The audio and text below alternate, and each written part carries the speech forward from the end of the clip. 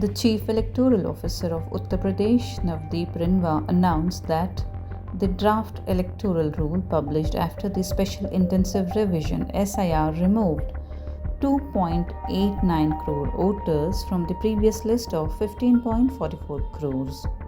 The deletions, accounting for 18.7%, were primarily due to deaths, permanent migration, or multiple registrations. The final electoral roll is scheduled for publication on 6th March, and a one-month claims and objections period will begin on 6th January, during which voters can submit Form 6 to raise objections.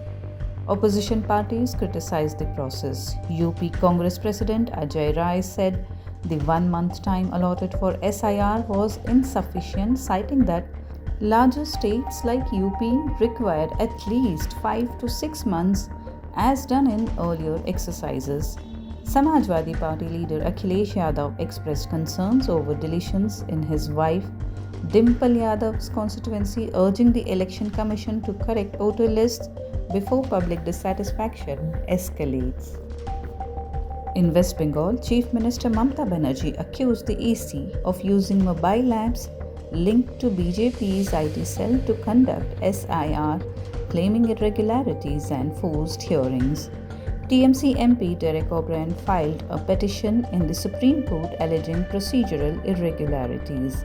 In Assam, the Congress alleged irregularities in the special revision draft roll, citing unverified voter entries.